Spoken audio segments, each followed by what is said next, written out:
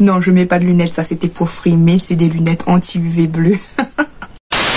Et coucou tout le monde, j'espère que vous allez bien. Moi, ça peut aller. Aujourd'hui, je vous retrouve pour une petite vidéo. Et quelle vidéo! Aujourd'hui, je vais me confier à vous. J'ai tout noté dans mon petit carnet tout doux. Ça sera une vidéo, mais pires anecdotes d'enfance. Alors oui, vous connaissez Lady, le petit ange, la petite fille sensible, etc.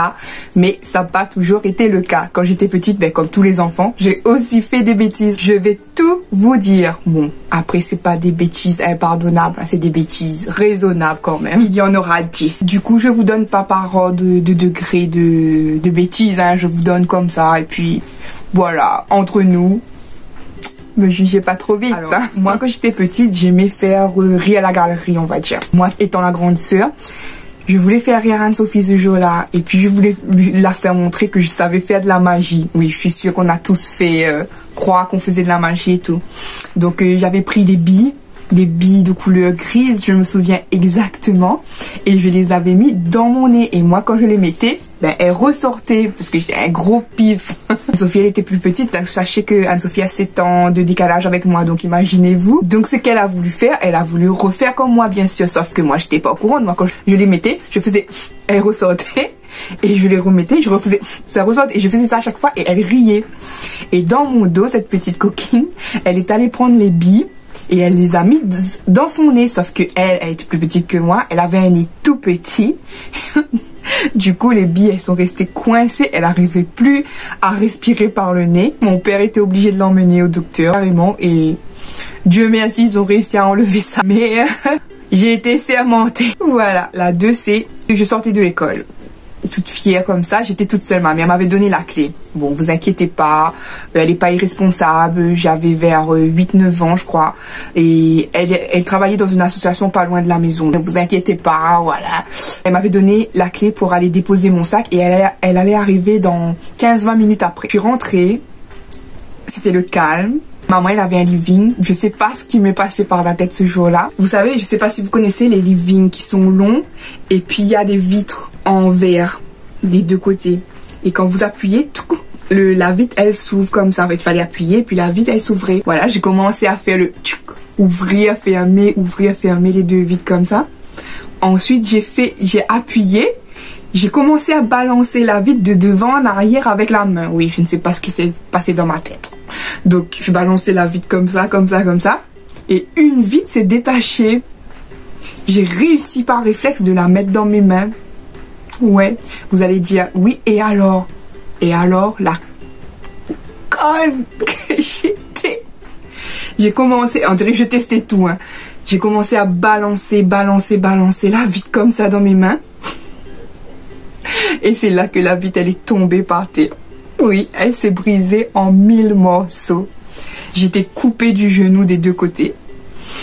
Et moi, qu'est-ce que j'ai voulu faire? J'ai voulu faire comme si que c'était pas moi, que moi j'étais rentrée, que j'étais partie dormir dans mon lit. J'ai laissé ça comme ça. Je suis allée prendre mon bain. Je suis rentrée dans le lit faire comme si je dormais. Mais mon Dieu, quand maman est arrivée, elle m'a sorti du lit et aïe aïe aïe, la 3 j'ai un peu honte. J'ai 7-8 ans à peu près. Mon père il m'emmenait beaucoup me promener, on partait en famille souvent le week-end, le dimanche, voilà, au fond de mer de Saint-Denis. Et ils allaient pêcher. Et moi du coup j'aimais faire des ricochets dans la mer. Et mon père tout le temps me disait, ma fille arrête de faire ça, arrête de tourner les cailloux, tu vas lancer le caillou sur quelqu'un. Et moi j'ai pas écouté. Je prenais le caillou et je faisais tourner mon bras comme ça. Voilà. Et en faisant ça, justement, tout le monde était en train de pêcher comme ça. Et moi, j'ai fait ça. Et j'ai senti un pot. Et devinez quoi? Il y avait mon petit cousin. Il était tout petit. Il n'arrivait pas encore à bien parler. Il s'est pris le caillou dans la tête. Et franchement, moi, j'avais tellement peur parce que sa maman, je vous jure, sa maman,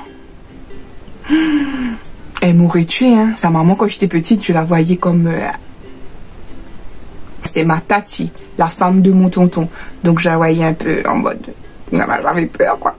Donc mon cousin s'était pris le caillou, sauf que personne n'avait pas vu. Et moi, Moi, en fait, j'étais sûre que je lui avais mis un coup de caillou, mais j'avais pas envie de dire, j'avais peur.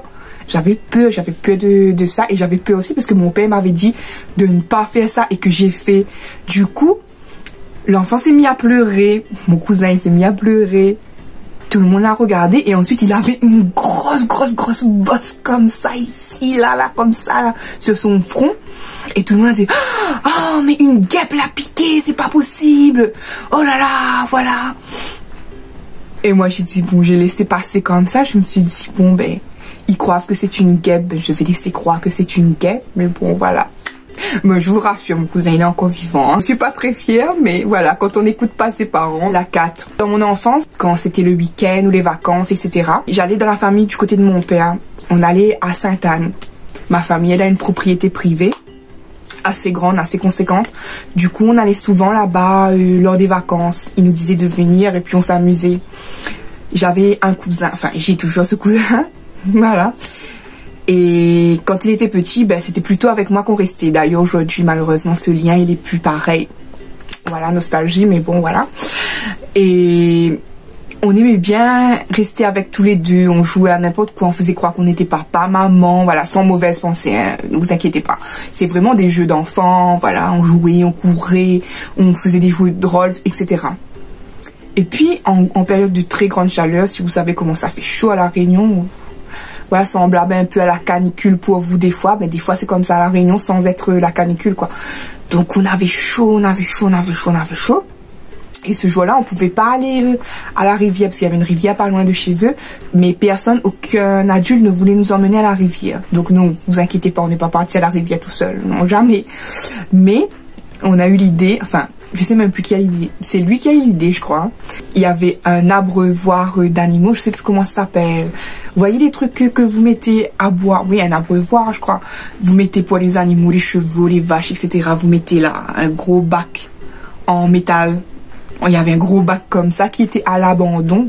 Et du coup, on s'est dit qu'on allait y faire une piscine. Avec notre petite main d'enfant, on a mis du liquide vaisselle, on a frotté tant bien mal qu'on pouvait. Et on a rempli d'eau et on s'est baigné dedans. Sauf qu'après mon oncle, mon tonton chinois, il est arrivé, il nous a dit mais qu'est-ce que vous faites là-dedans, c'est sale, ça servait pour les cochons, vous allez avoir du microbe, sortez-moi de là. Mais on était fiers hein, parce qu'on a passé toute l'après-midi dans cette soi-disant piscine.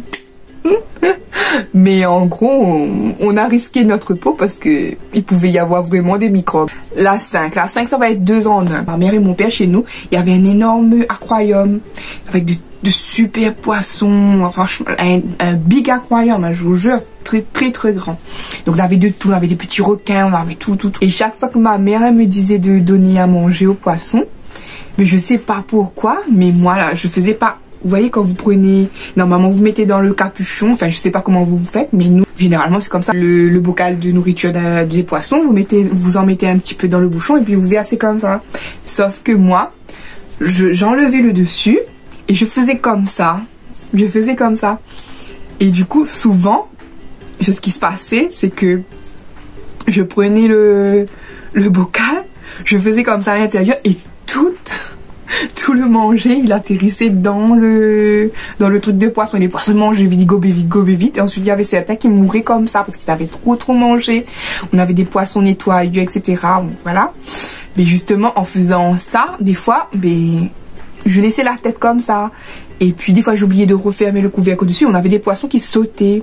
Du coup, une fois, j'étais tout seul avec mon grand frère et un poisson, il a sauté. Et moi, j'ai eu peur. Je criais. Du coup, c'est mon grand frère qui l'a pris, qui l'a remis dans l'aquarium, ni vu ni connu, incognito, quoi. Voilà. Maintenant, si maman voit cette vidéo, je suis sûre qu'elle va voir la vidéo d'ailleurs. C'est plus incognito, mais on avait un poisson qui s'était échappé et que grâce à mon frère, on l'a remis dedans, ni vu ni connu. La 6, j'en suis pas très fière de celle-ci non plus. Maman, elle avait une très bonne amie avant à qui elle avait super confiance. Donc sa fille voulait que je vienne chez eux. Il faut savoir que ma maman, elle est très réticente à tout ça. Elle n'aimait pas trop nous confier à n'importe qui. Elle avait trop peur. Elle a toujours peur qu'il nous arrive quelque chose. Du coup, elle elle a donné l'autorisation pour une fois parce que j'allais jamais chez personne sans maman ni papa en fait. C'était soit maman, soit papa, mais jamais sans personne d'autre. J'allais pas en vacances chez des tantes, chez des tontons, etc. Moi, je restais soit avec maman, soit avec papa, mais il fallait toujours qu'il y avait un des deux parents qui était avec moi. Donc cette fois-ci, elle m'a accordé sa confiance. Elle m'a laissé aller chez une de ses amies. Et il y avait sa fille, comme je vous disais, c'est elle qui voulait que je vienne. Du coup, on jouait tranquillement comme ça, sous le balcon. Elles habitaient en immeuble. Et il y avait de l'andouille. Je sais pas si vous connaissez c'est quoi. Nous on appelle ça zandouille, mais vous je crois que c'est l'andouille, tout simplement. Il y avait de l'andouille pendue. Il a dit à pendiller sans créole. Donc il y avait de l'andouille pendue. Je jouais tranquillement, moi je fais pas attention. Il y a la petite qui commence à me dire viens goûter, ça c'est bon, etc. Je dis hein, déjà que de base j'aime pas l'andouille quoi, ça a une odeur. Voilà. Elle me dit oui, viens goûter, tu verras, c'est trop bon. Bon, au début je dis non, c'est des bêtises, non, ma mère va me crier après, etc. Puis je sais pas, je me suis laissé faire, je commençais à goûter un bout, 2 bouts, 3 bouts. Et à un moment donné, on a mangé une grosse partie de la viande qui était en train de pendre comme ça. Elle était même pas cuite, en mode cannibale quoi. Ma mère, sachez que quand ma mère est arrivée, il y a l'ami de ma mère qui lui a dit oui, qu'on a mangé tout son repas de ce soir. Elle était furieuse, mais ma mère aussi encore plus. Elle m'a dit oui, je t'ai fait confiance et là tu as trahi ma confiance, etc. etc. Voilà, là c'est un petit truc calme, un petit truc que je pense que beaucoup d'entre nous l'ont fait quand on est petit, ou soit il n'y a que moi. Enfin, je sais que mon grand frère aussi l'a fait. Justement, je suis la plus grande de Anne-Sophie, mais de temps en temps, quand ma mère m'envoyait faire le lait, vous savez, il faut reconstituer le lait, donc ma mère m'envoyait préparer le lait pour Anne-Sophie, et moi ce que je faisais, c'est que je mettais dans le biberon et je mettais dans ma bouche. Du coup, des fois, ma mère elle criait, elle me disait oui, je sais pourquoi le lait en poudre il s'en va vite, et c'est vous qui mangez. Ouais, j'en ai honte parce que voler la nourriture d'un bébé, maintenant que je suis grande, je m'imagine, c'était vraiment carrément débile, mais bon. La 8, c'est n'importe quoi aussi. Faut savoir que moi, je suis quelqu'un de très très proche de mon père. Bon, il est décédé au jour d'aujourd'hui, je vous en ai déjà parlé rapidement. D'ailleurs, je ne sais pas si un jour je vous raconterai l'histoire de son décès, parce que c'était un peu spécial, j'étais un peu témoin de tout ça, si vous voulez. Je ne sais pas si j'aurai la force de faire ça, mais bon, bref. Donc il faut savoir que mon papa et moi, mon papa c'est mon tout quoi. Quand j'étais petite, j'étais plus papa que maman. Mon grand frère c'était maman et moi c'était papa. Du coup, moi j'étais petite et je m'interprétais des fois plein de choses. Vous savez, chaque fois que quelqu'un venait, je pensais que c'était quelqu'un qui venait séduire maman. Donc un jour, et papa il allait travailler. Il y avait des représentants de livres qui venaient. Donc maman avait décidé d'acheter des Larousse et tout pour nous. Mais moi quand j'étais petite, je comprenais pas ça. Moi, je comprenais pas qu'elle était en train d'acheter. Moi je voyais juste un homme et je voyais maman qu'elle riait, je voyais tout ça. Et moi dès que mon père est arrivé le soir, je dis papa, voilà, il y a un monsieur qui est arrivé. Le monsieur il est en train de draguer maman et maman elle riait avec le monsieur.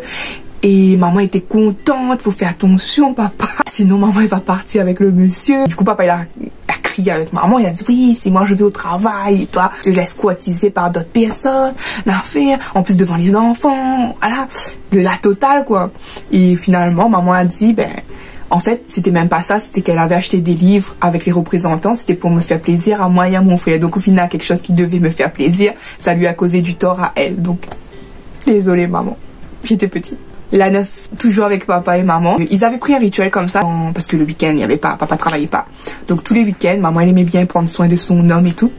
Elle lui faisait les oreilles. Bon, ça peut paraître dégoûtant pour certains d'entre vous, mais quand vous aimez quelqu'un, c'est rien, c'est prendre soin de son homme, c'est très essentiel. Donc, maman, elle aimait s'occuper de papa. Donc elle lui faisait la barbe, elle lui massait les cheveux, le dos.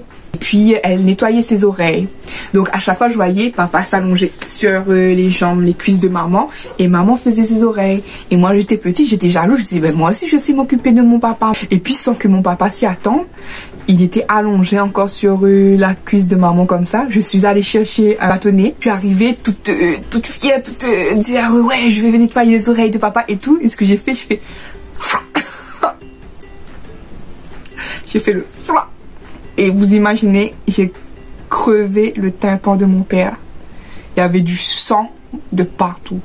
Après, je ne sais plus, franchement, je ne me rappelle plus la suite de ça. Mais je savais qu'il avait hyper mal. Et puis, il n'entendait plus bien d'un côté pendant un bon moment. Donc, voilà. La dernière. La dernière, j'étais un peu plus grande. Je discutais beaucoup avec quelqu'un sur Internet. Avec l'autorisation de ma maman, bien entendu. Et cette personne, ben, on se disait déjà des je t'aime, etc. Il avait 2 ans de plus que moi. 17, quelque chose comme ça. Donc, on discutait souvent. Et moi, je me disais, c'est mon copain. Parce que moi, faut savoir que je suis pas quelqu'un de base attaché au physique. Bon, comme tout le monde, j'avais mon idéal masculin. Ça aussi, d'ailleurs, je ne sais pas si je vous raconterai que moi, j'ai déjà eu la chance d'avoir été avec l'homme de mes rêves, en gros. Bref, je le suis plus, hein. Je suis avec l'homme que j'espère de ma vie. Mais j'ai déjà été avec l'homme de mes rêves d'enfant. Je m'égare. J'ai discuté avec un jeune homme sur Internet. À force de discuter, ça faisait des mois et des mois qu'on discutait. Moi, je venais de sortir justement d'une relation avec, comme je dis, l'homme de mes rêves, etc. On s'est quitté un petit peu à cause de moi. Et pour me remettre à tout ça, j'ai commencé à tchatcher avec l'autorisation de ma mère, etc. Je commençais à tchatcher sur Internet. D'abord amis, mais on se donnait des rendez-vous. C'était comme, je sortais d'école, c'était directement, on se parlait par le biais d'Internet. Au début, c'était des chats communs. Je sais pas si vous vous souvenez de ça. Genre chats OOL, etc. OOL? Ouais, je sais même plus comment ça s'appelle. Les chats en commun. Donc au début, vous parliez sur un mur et tout le monde voyait. Et puis si vous vouliez parler en privé avec la personne, vous parliez en privé. Donc avec l'autorisation de ma maman, parce qu'elle voyait que c'était pas quelqu'un de méchant, on a commencé à parler en privé. Après, en privé, s'envoyer des photos normales, je précise, de du visage seulement, quoi. Et donc, je l'ai trouvé beau. Et je aussi me trouvais belle. Du coup, de temps en temps, il m'envoyait des cartes, il m'envoyait des cartes pour recharger mon téléphone. Donc, c'était quelqu'un qui était beaucoup attaché à moi. Il m'envoyait du crédit, et il m'appelait, voilà, quoi. C'était un peu cette relation déjà de base. On n'était pas vraiment avec, mais en même temps, comme si on était avec par Internet, quoi. Donc, un jour, pour casser un peu tout ça, on a dit, oui, ben, on est ensemble. Il faudrait que quand même, pour confirmer tout ça là, on se voit. Du coup, bien sûr, avec maman, parce que j'allais pas voir un étranger. Si c'était faux, imaginez-vous si c'était faux. D'ailleurs, s'il y a des jeunes personnes qui me regardent, n'allez jamais voir quelqu'un sans vraiment le connaître ou sans avoir quelqu'un d'autre qui est au courant de ça, etc. Parce que vous pouvez vous faire enlever, vous pouvez vous faire tuer, c'est dangereux. Donc, moi, avec l'autorisation de ma mère et avec la compagnie de ma mère, je suis allée voir un point de rendez-vous de cette personne. On est arrivé et de loin, je crois voir cette personne, mais de loin, je dis bien de loin, ça ressemblait pas du tout à la photo qu'il m'avait envoyée.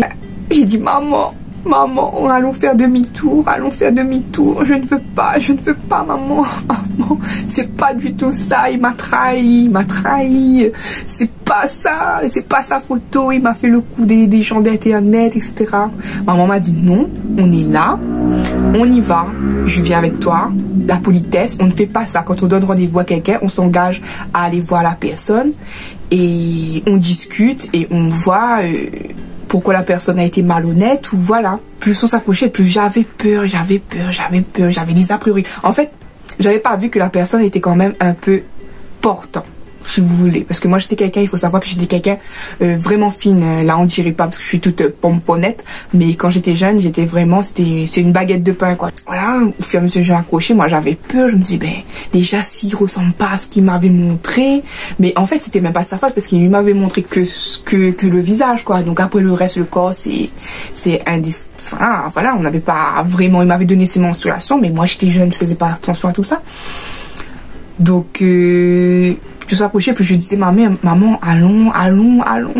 Donc j'étais méchante, je voulais vraiment partir et laisser ce jeune homme comme ça. Sauf que, morale de l'histoire, au fur et à mesure que je me rapprochais, je le reconnaissais. Et du coup, quand je suis arrivée devant, ben, on oublie tout le reste. J'ai oublié la carrure, j'ai oublié le poids et son visage. C'était son visage. Donc au final, c'était la plus belle anecdote parce que j'ai jugé de l'apparence de loin. Mais finalement, quand on est arrivé de près et qu'on a discuté, J'ai retrouvé la personne que j'ai connue sur internet. J'ai oublié tout le reste, quoi. Voilà. Le négatif à retenir, c'est que j'ai jugé quelqu'un sur son apparence. Et le positif, c'était que quand même, il faut vraiment voir l'intérieur. Parce que je me suis rapprochée, j'ai vu l'intérieur et voilà. Et ça a duré 3 mois, nous deux. Mais c'était compliqué parce que la situation à distance, on habitait 2 villes éloignées. Moi à Saint-Denis, lui Saint-Gilles. Du coup, je vous dis pas qu'on s'est quitté parce qu'on s'aimait plus. On s'est quitté, il m'a quitté. Voilà. JM, si tu passes par là, oui, c'est toi qui m'as quitté. Ouais, il a essayé de revenir plusieurs fois ensuite. C'était tout pour mes anecdotes d'enfance. Voilà, pour moi c'est les pires parce que en grandissant, j'ai jamais été quelqu'un de qui fait trop de bêtises, quoi. J'ai toujours été quelqu'un de retiré, quelqu'un de timide, quelqu'un d'introverti. Je suis pas quelqu'un qui se ferait remarquer, etc. Voilà, cette petite vidéo est terminée. J'espère qu'elle vous aura plu. Moi, quant à moi, je vous fais à tous et à toutes de très gros bisous et je vous dis à bientôt pour une prochaine vidéo. Bye bye.